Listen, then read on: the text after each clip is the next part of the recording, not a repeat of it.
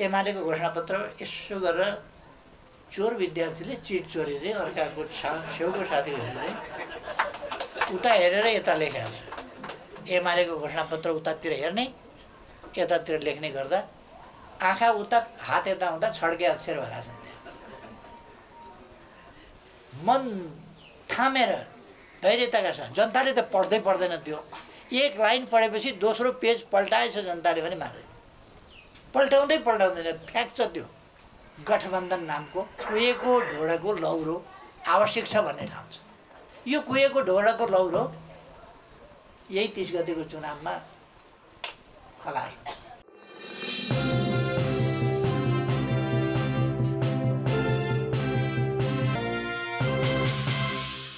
हामीलाई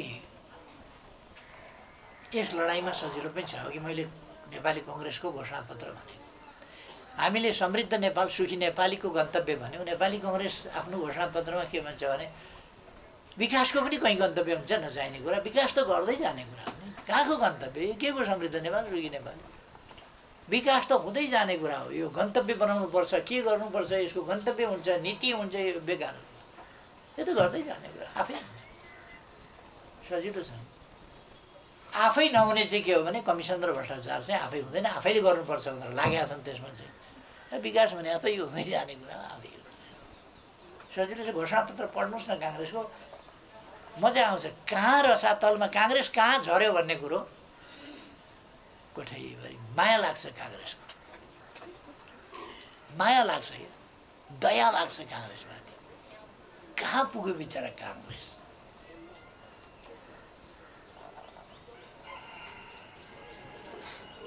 हुन त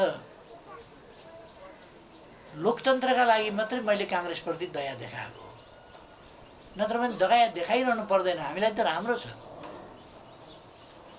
हाम्रो नेपाली काङ्ग्रेसका सभापतिजी मेरो पुरानो मित्र हुनुहुन्छ, सम्माननीय प्रधानमन्त्री। उहाँले यस्तै घोषणापत्र निकाल्नुहुन्छ, यस्तै काम गर्नुहुन्छ, यस्तै कुरा गर्नुहुन्छ र हामीलाई अलिक सजिलो पनि भएको छ। वास्तव भन्ने हो भनेदेखि शेरबहादुरजीलाई हामीले धन्यवाद दिएको छ। नेपाली कङ्ग्रेसको नेतृत्व यस्तै भइरहोस्, सरकार जबसम्म उनीहरू छन् यस्तै भइरहोस्। गतिलो सरकार भयो भने त हामीले अझ धेरै मेहनत गर्नुपर्छ नि। गतिलो सरकार भन्दा यस्तै सरकार भइरहोस् ताकि हामीलाई सजिलो होस्। हामीलाई अहिले सजिलो छ। अघि नै वरिष्ठ उपाध्यक्ष कमरेडले राखिसक्नुभयो। अब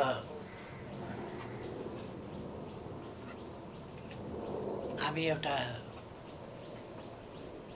यस्तो यात्रातिर जाँदैछौँ। अहिलेको परिस्थिति यस्तो छ जहाँ जम्मा दुईटा ध्रुव छ। नेपालमा अहिले चुनावमा जाँदैछ माओवादी। तपाईँ हामी विचार गरौँ है, माओवादी भन्ने पार्टी हुन त पार्टी होइन, त्यो माओवादी केन्द्र हो। यस्तो सेन्टरहरू विभिन्नले खोलेका छन् नि त। यस्तै यो पनि माओवादी एउटा सेन्टर हो क्या, माओवादी पार्टी होइन, माओवादी सेन्टर। त्यसले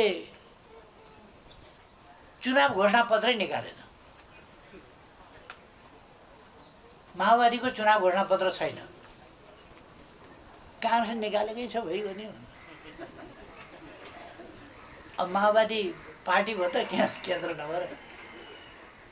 सोध्नुहोस् तपाईँहरूले किन ननिकालेको चुनाव घोषणापत्र? के गर्छ उसले भन्दा भन्नै मिल्दैन। उसले गर्ने कुरा त कसरी निकाल्ने घोषणापत्र? माओवादीले के गर्छ भन्ने कुरा, के गर्न खोज्दैछ माओवादी, त्यो उसले भन्नै मिल्दैन। सबै झुटो लेख्न पनि त गाह्रो।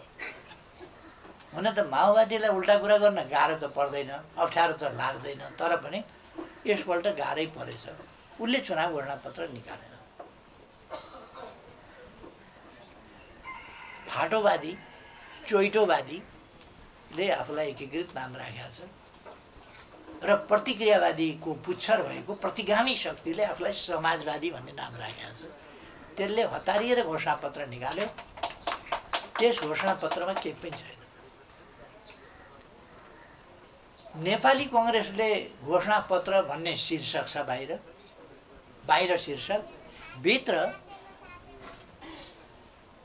गाली पुराण भन्ने अहिलेसम्म सुनिएको थिएन। भित्र चाहिँ गाली पुराण छ। यो चाहिँ तथा नाम गाली मात्रै, एमालेलाई गाली, धारे हात लाएर सरापेको सरापै। नेपाली कांग्रेसले, नेपाली कांग्रेसका कार्यकर्ताहरूले सरकार बनाउला भन्ने कत्रो सपना देखेका थियौँ।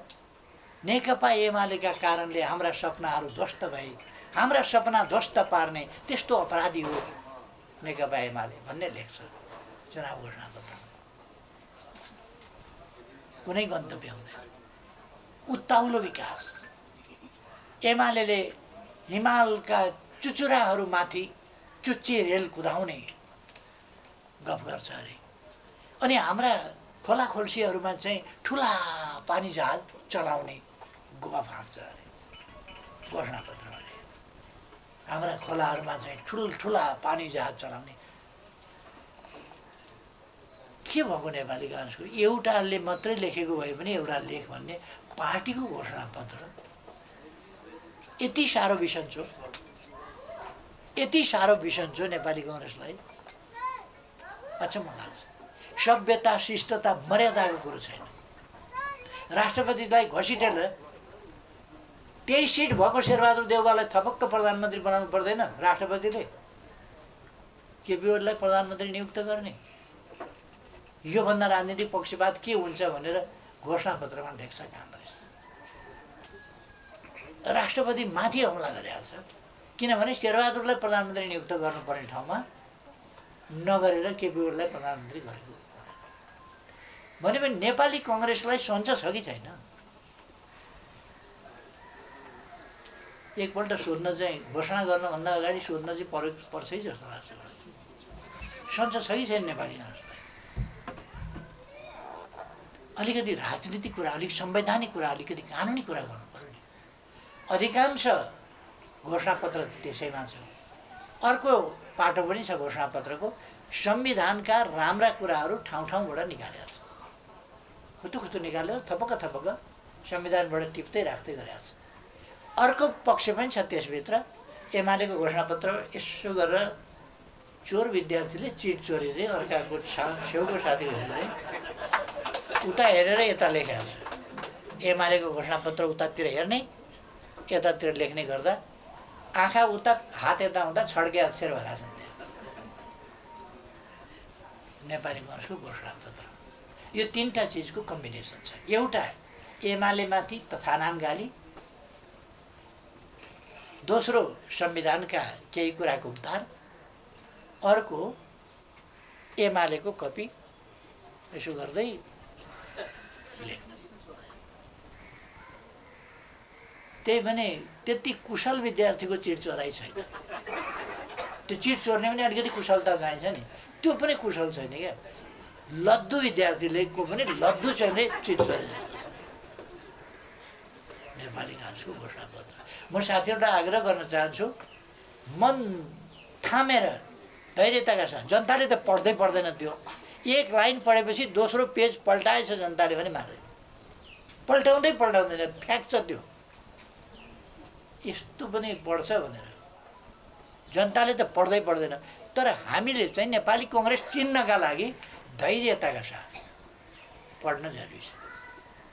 कांग्रेसको घोषणापत्र कमसेकम एक एकपल्ट पढौँ। कांग्रेस के हो भन्ने कुरा कांग्रेसको आफ्नै मुखबाट बकपत्र, आफ्नै मुखबाट कांग्रेसको बकपत्र, कांग्रेसको घोषणापत्र पढौँ। र कांग्रेस के हो त्यो पनि अलिकति जनताका बीचमा चाहिँ एक झट्का चाहिँ अलिकति कांग्रेस के हो। एमालेको घोषणापत्र त हामी लान्छौँ नै, त्यो त लान्छौँ नै, तर त्यसबाहेक कांग्रेस के हो भन्ने कुरा पनि कांग्रेसको घोषणापत्रले अलिकति बताउँछ। त्यो पनि लैजाउँ। मैले त भने नि कांग्रेसको घोषणापत्र सरसर्ती हेर्दाखेरि त कांग्रेसप्रति त ओहो हेर्दा हेर्दै कांग्रेस के भयो।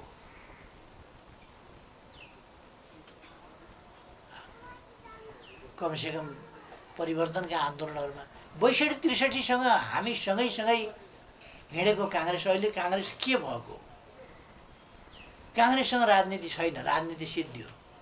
देश विकासको कुनै योजना र एजेन्डा छैन, त्यो पनि सिद्धियो। खस्यो कतै। गिरिजाप्रसाद, कृष्णप्रसाद भट्टराई र गणेशमानजीहरूले आफू बित्दाखेरि काङ्ग्रेसका नीति विचार सिद्धान्त सबै लिएर जानुभएछ। केही छैन अहिले काङ्ग्रेससँग। होइन भने सञ्चारकर्मी मित्रहरू यहाँ हुनुहुन्छ, जानुहोस् सम्माननीय प्रधानमन्त्री नेपाली काङ्ग्रेसका सभापतिलाई तपाईँको देश बनाउने एजेन्डा के छ भनेर सोध्नुहोस्। लोकतन्त्रको सम्बन्धमा तपाईँको एजेन्डा के छ सोध्नुहोस्। सुशासनको सम्बन्धमा या शासन सञ्चालन कसरी गर्ने तपाईँको एजेन्डा के छ सोध्नुहोस्।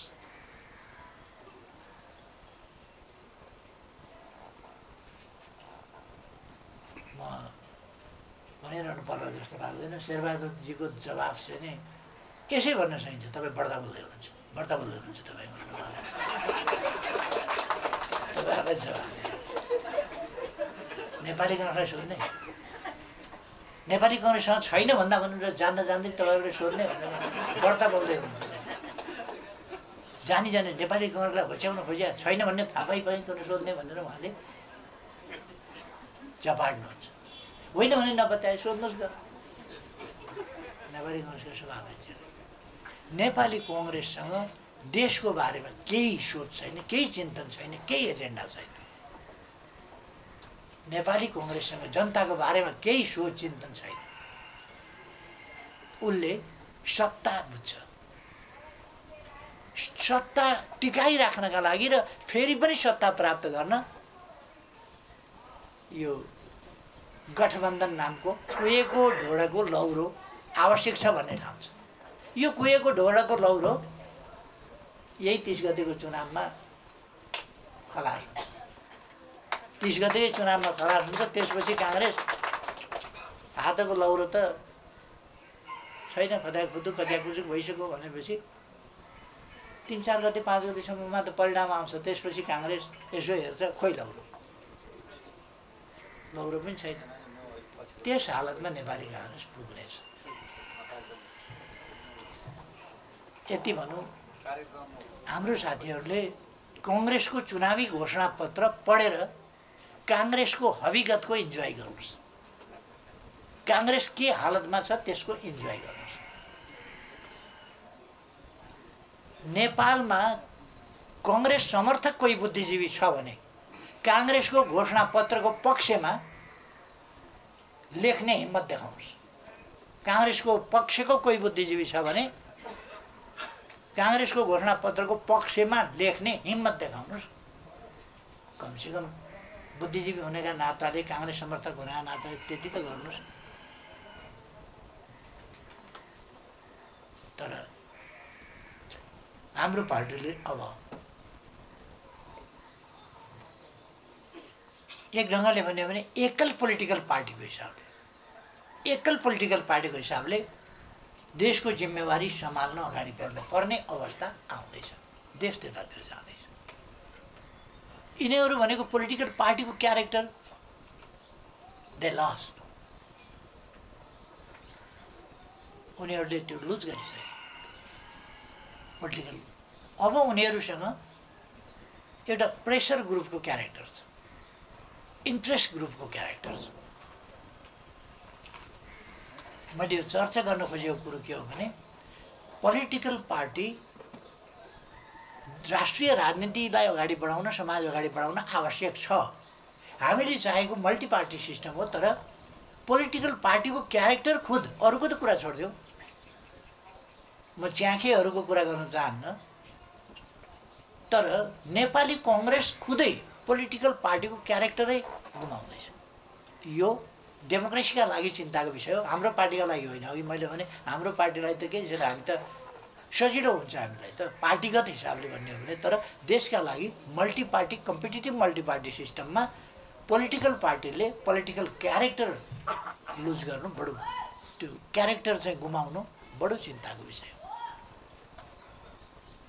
त्यसकारण हाम्रो चिन्ता यस कुरामा हो कि डेमोक्रेसी बचाउनका लागि स्वस्थ प्रतिस्पर्धामा विश्वास गर्ने, लोकतन्त्रका मूल्य मान्यता अनुसार चल्ने, लोकतन्त्रका उद्देश्यहरूप्रति, राष्ट्रिय आवश्यकता, आकांक्षा र उद्देश्यहरूप्रति समर्पित कमसेकम यी आधारहरू भएको स्वस्थ प्रतिस्पर्धाका लागि तयार हुने पोलिटिकल पार्टीहरू चाहिन्छ। खास गरी दुईटा पार्टी त हुनै पर्छ प्रतिस्पर्धामा। एउटाले वाचडगको रूपमा काम गर्ने भन्छ नि, एउटाले त्यस रूपमा काम गर्ने, अर्काले शासन गर्ने। त्यस भूमिकामा चाहिन्छ। तर पोलिटिकल क्यारेक्टरै लुज गरेपछि डेमोक्रेसी धराप्न पर्छ। त्यसकारण आज हामीलाई हुने चिन्ता थियो। यी सबै कुराको चिन्ता छोडेर अघि साथीले भन्नुभयो अलिक युवाहरूलाई उत्साहित बनाउने खालको उत्साहित भाषण गर्नु होला भनेर। धेरै उत्साहित भाषण पनि अहिले गर्नु जरुरी छैन। हाम्रो सिङ्गै पार्टी उत्साहका साथ निर्वाचनमा उभिएको छ, उभिनेछ। केही ठाउँमा कतिपय साथीहरूले आवेश उत्तेजनात्मक काम, यो त्यही समाजमा काङ्ग्रेस देख्ने, त्यही समाजमा माओवादी देख्ने, त्यही समाजमा माकुने गुट देख्ने, त्यही समाजमा अरू गुटहरू देख्ने, त्यस्तो भएपछि उता कुटाकुट भइराखेको छ भने यता अलिकति चर्कै भनाउनसम्म त किन गर्न नहुने भनेर उठाउट गर्ने खालको यो यस्तो सिक्ने होइन हामीले। त्यो खालको तरिकाहरू हाम्रो एमालेमा हुँदैन। र एमाले भनेको एउटा शिष्ट, सभ्य, अनुशासित, मर्यादित पार्टी हो। त्यो मर्यादामा जानुपर्छ। हाम्रो कोही पनि साथीले आवेश उत्तेजनामा जानु हुँदैन। आवेश उत्तेजना क्षणिक खालका सोचहरूबाट निर्देशित हुनु हुँदैन। एमालेका तमाम कार्यकर्ताहरू महान उद्देश्यप्रति, राष्ट्रिय गन्तव्यप्रति, राष्ट्रिय आकाङ्क्षाको प्राप्तिप्रति र त्यो प्राप्त गर्ने हाम्रा सङ्कल्प र प्रतिबद्धताहरूप्रति कायम रहेर संयम र धैर्यता, एमालेको चरित्र हो, आचरण हो संयम र धैर्यता। त्यसका साथ नेकपा एमालेका कार्यकर्ता साथीहरू अगाडि बढ्नुपर्छ। र अहिले मनोनयन दर्ताका सम्बन्धमा केही ठाउँमा म यो के भन्दैन भने सबै ठाउँमा ठिकै भएको होला भन्दैन, बेटिङ पनि भएको हुनसक्छ। तर हाम्रो सबै साथीहरूले आफ्ना चिन्तनमा, व्यवहारमा, आचरणमा सुधार ल्याउनु, परिवर्तन ल्याउनु आवश्यक छ। सुधार चिन्तन व्यवहारमा ल्याउनु, पार्टीप्रति निष्ठा राख्नु र पार्टीप्रति निष्ठावान भएर चल्नु। म निष्ठावान त छु, तर मैले वडा अध्यक्ष नपाएपछि के को निष्ठा भन्ने कस्तो निष्ठा हुन्छ त्यो? म एकदम निष्ठावान सिपाही हुँ पार्टीको, मर्न जाओ भने मर्छु, तर एउटा वडा सदस्य नै नदिएपछि कसरी मान्छु? त्यसो भएपछि त म बागी विद्रोही हुन्छु।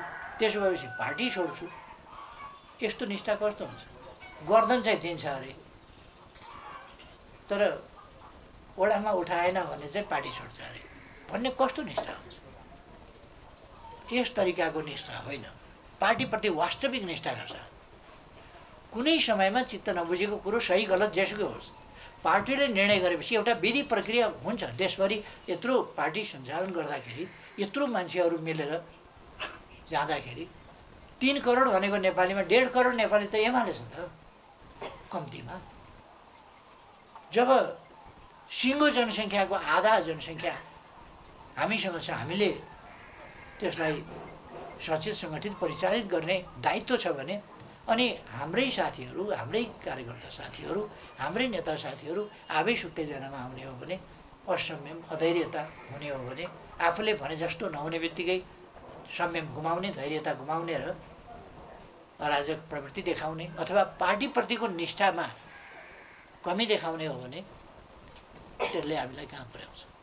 हाम्रो काँधमा रहेका अभिभार पुरा गर्न, हाम्रो सामु रहेका चुनौतीको सामना गर्न र हाम्रो प्रतिबद्धता त्यसलाई सार्थक बनाउन हामी कसरी सक्छौँ? त्यसकारण यो जरुरी छ कि हामी अनुशासित ढङ्गले अगाडि बढौँ। यो जरुरी छ हामी संयमका साथ अगाडि बढौँ। यो जरुरी छ हामी हाम्रा महान उद्देश्य, महान गन्तव्यहरूप्रति अर्जुन दृष्टि राखेर पार्टी एकतालाई महत्त्व दिएर पार्टीको हितलाई समग्र हितलाई सर्वोपरि राखेर अगाडि बढौँ म सबै साथीहरूलाई आग्रह गर्न चाहन्छु।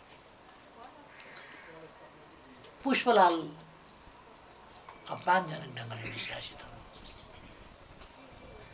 तर पनि धैर्यता गुमाउनु भएन। मैले आफ्नै जीवनमा धेरै पार्टीभित्रैका दमनहरू, कतै पत्रिकामा बोल्न नपाइने, कुनै टेलिभिजनमा बोल्न नपाइने, कतै अन्तर्वार्ता दिन नपाइने, कसैले बोलाउन नहुने, कतै बोलाएका ठाउँमा जान नहुने, पार्टीका पक्षमा प्रचार गर्न नपाइने जस्तो निषेधित प्रतिबन्धित अवस्था मैले नै भोगेर आएको। खास गरी माधव नेपालको शासनकालमा।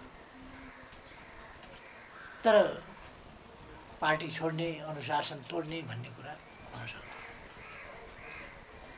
यदि एउटालाई अन्याय भयो भन्ने लाग्यो भने अन्याय भएको त कार्यकर्ताले देख्छ नि त, बिस्तारै देख्छ र न्याय दिँदै जान्छ। पर्खिनु पर्यो। मरिहालियो भने चिन्ता नगरे हुन्छ। मरेपछि जस्तो आनन्द कहिल्यै आउँदैन। मरेपछि यति ढुक्क हुन्छ, यति आनन्द, न कसैप्रति रिस उठ्छ, न कसैबाट खुसी हुन्छ, न कुनै कसैले उपहार दिँदाखेरि खुसी लाग्छ, न कसैले माला लगाइदिँदा खुसी लाग्छ, न कसैले तपाईँ कति राम्रो भन्दा राम्री भन्दा आनन्द आउँछ, न त कामै नलाग्ने यस्तो उस्तो भन्दा। अहिले नेपाली काङ्ग्रेसको घोषणापत्रले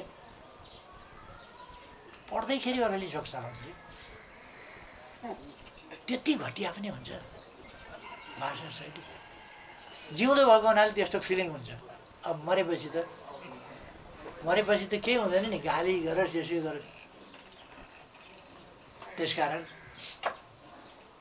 चिन्ता गर्नु परेन। हामीले न्याय फेरि पाउँछौँ। कार्यकर्ताले न्याय दिन्छ, पार्टीले न्याय दिन्छ। न्याय दिने समय आउँछ नि।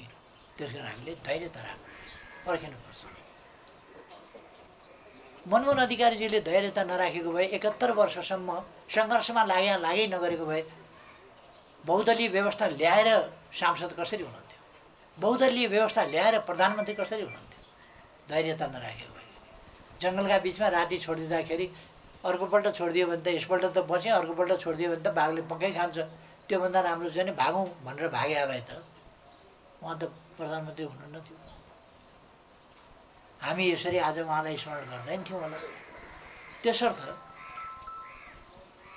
धैर्यता, संयम, हाम्रा उद्देश्यहरू पवित्र राखौँ। पवित्र उद्देश्य राखेर पवित्र उद्देश्यप्रति अडिग भएर अगाडि बढौँ। त्यसो भएपछि हुन्छ। हाम्रा पार्टीमा वंशानुगत कुरो मैले हिजो यसो मिडियामा हेरेको थिएँ। कसले कहाँ छोरी उठायो, कसले कहाँ श्रीमती उठायो, कसले कहाँ के उठायो, को चाहिँ राजनीतिबाट अलिकति असफल हुँदै गएपछि फेरि भान्साबाट निकालेर श्रीमतीलाई ल्यायो। कसैले के भन्छ, कसैले अब भान्सा दिवस मनाउँ भन्छ, कसैले घर जस्तै चलाउँछु भनेको छ भन्छ, कसैले भान्सा जस्तै चलाउँछु भनेको छ भन्छ, कसैले के भन्छ। हाम्रो पार्टीमा त्यो समस्या छैन। हाम्रो पार्टीमा अस्ति पनि मैले युथहरूको एउटा भेलामा भनेको थिएँ, हाम्रो पार्टीमा नातावाद, कृपावाद, गणेश प्रवृत्ति आदि इत्यादि यो सब चिज केही पनि हुँदैन। प्रचण्डको अहिलेको पतनको एउटा कारण, अस्थिरताको, चरम अस्थिरताको एउटा कारण के भने छोरीलाई भरतपुरको मेयर कहाँ बनाउन सकिन्छ, कताबाट बनाउन पाइन्छ, त्यतै कुन पार्टी के भन्ने, कोसँग मिलेर जाने भन्ने पनि छैन, के गन्तव्य भन्ने छैन। गन्तव्य के हो भने छोरीलाई भरतपुरको मेयर। अब अरू केही पनि छैन। नेपाली कङ्ग्रेससँग प्रचण्डले गरेको चर्को बार्गेनिङ यसपल्ट त्यही हो। पहिले गएको स्थानीय निर्वाचनमा हामीसँग राम्रै थियो, निकटतै थियो, सबै कुरा भइराखेकै चलिराखेकै थियो। उहाँले सोध्नुभयो एउटा कुरा, मेरी छोरीलाई भरतपुरमा मेयर बनाउने कि नबनाउने? मैले भने तपाईँको छोरीको भरतपुरमा मेयर बनाउने, छोरी असल होली नि राम्री होली नि, त्यसमा मेरो केही छैन। छोरीसँग मेरो न केही लिनु न केही दिनु, मलाई के उनसँग के दुश्मनी छ र, म त माया गर्छु एउटा छोरी जस्तो गरेर। तर भरतपुरको मेयर हुनलाई के काम गरेको छ, के योगदान छ? त्यसो भएर म सक्दिनँ भनेपछि त्यसो भए म छोरी छोरीलाई मेयर नबनाइ सक्दिनँ, लागौँ त म आफ्नो बाटो भनेर अब भरसक नलाग्नुहोस्, मिलेर जाउँ, तर तपाईँको छोरीलाई भरतपुरको मेयर बनाउन सकिँदैन भनेपछि जुरुको उठ्नुभयो, झोला टिप्नुभयो, कता जानुभयो भने बुढा नीलकण्ठ सोझै। अनि यही देखेर त कोही कोही हाम्रा सांसदहरू मन्त्री दिने कि नदिने, अहिले तपाईँलाई बनाउन मिलेन भनेपछि च्यापट झोला समातेर कोही कोटेश्वर, कोही उता, कोही चाहिँ बुढा नीलकण्ठ। त्यस्तै प्रवृत्तिहरू झाङ्गिएर, यो कुरा कम्युनिस्ट प्रवृत्ति होइन र हामीले यस्तो कुरालाई हुँदैन, तर प्रचण्डले गर्ने त्यही हो। छोरीलाई बनाइसकेपछि फेरि हामीसँग किन मिल्नुभयो भने अब आफू पनि जित्नु पऱ्यो, काङ्ग्रेसमा मिलेर त्यहाँ जित्न सम्भव छैन भनेपछि हामीसँग पार्टी जोगाउँ। पार्टी जोगाइसकेपछि औँलो दिँदा डुडुलो निल्छ भनेको त्यही हो। मैले औँलो मात्रै होइन हातै दिएँ, समात हिँड भनेर हात दिएको त हातै चुडाइदिन्छु भन्छ। अन्तर्विरोध त्यहाँ अब मिलेर जाउँ भनेर हात दिने म हातै समातेर मैलाई सिधाइदिन्छु भन्ने, पार्टी नै सिधाइदिन्छु भन्ने, त्यो खालको प्रवृत्ति।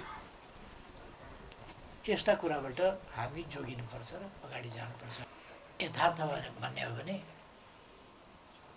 आजको मेरो भाषण पनि अलिक लामो भयो, चुनावका बेला यति लामो भाषण होइन। अब छोटा छोटा भाषण र गतिशील यात्रा। एउटा भाषण गरिन्जेलमा ठ्याक्क मुद्दामा भाषण गर्ने, त्यसपछि आफ्ना काममा जाने र टोलमा जाने, घरमा जाने र मान्छेहरूलाई मोटिभेट गर्ने, ती कामहरू गर्ने।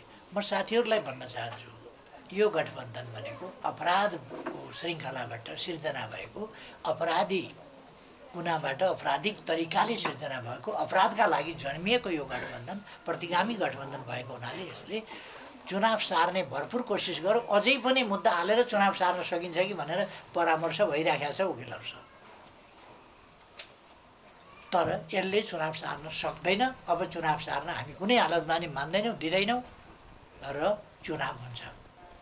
यसर्थ चुनाव हुन्छ, मतदाता वृद्धि गरौँ र मतको रक्षा गरौँ।